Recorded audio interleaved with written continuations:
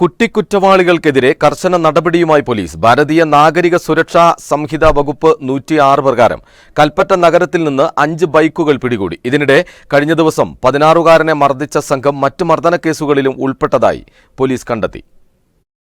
മനുഷ്യ മനസാക്ഷിയെ ഞെട്ടിക്കുന്ന തരത്തിൽ 16-കാരനെ മർദ്ദിക്കുന്ന വീഡിയോ പുറത്തുവന്നതോടെയാണ് പോലീസ് നടത്തിയ അന്വേഷണത്തിൽ കൂടുതൽ വിവരങ്ങൾ പുറത്തുവരുന്നത്. കൽപ്പറ്റ നഗരം കേന്ദ്രീകരിച്ചുള്ള ഒരേ സംഘം പലയിടങ്ങളിൽ കൗമാരക്കാരായ കുട്ടികളെ പലതവണ മർദ്ദിക്കുന്ന വിവരങ്ങളാണ് പോലീസിന് ലഭിച്ചത്. പോലീസിന്റെ നേതൃത്വത്തിൽ നടക്കുന്ന അന്വേഷണം പുരോഗമിച്ചു വരികയാണ്.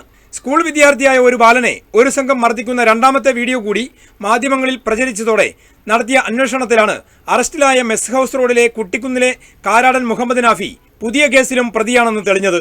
സംഭവം നടക്കുന്ന ഒക്ടോബർ 24-ന് മുഹമ്മദ് നാഫിക്ക് 18 വയസ്സ് പൂർത്തിയായിരുന്നില്ല. ആയതിനാൽ CWC വകുപ്പുകൾ പ്രകാരമാണ് കേസെടുത്തിട്ടുള്ളത്. ഇതിനിടെ കഴിഞ്ഞ കുറച്ച് ദിവസങ്ങളായി പോലീസ് നടത്തിയ ശക്തമായ നിരീക്ഷണത്തിൽ സംശയാസ്പദമായ രീതിയിൽ കണ്ടെത്തിയ 5 ബൈക്കുകൾ പോലീസ് പിടിച്ചെടുത്തു, കോടതിയിൽ ഹാജരാക്കി. ഭാരതീയ നാഗരിക സുരക്ഷാ സംഹിത 106 പ്രകാരം കോടതി മജിസ്ട്രേറ്റിനെ വിവരമറിയിച്ച ശേഷമായിരുന്നു പോലീസിന്റെ നടപടി. കുറ്റക്കാരായവർക്കെതിരെ വിട്ടുവീഴ്ചയില്ലാത്ത നടപടി സ്വീകരിക്കണമെന്ന് വിവിധ കോണുകളിൽ നിന്ന് ആവശ്യമുയർന്നിട്ടുണ്ട്. CV Shibu, Wayanad vision, Kalpetta.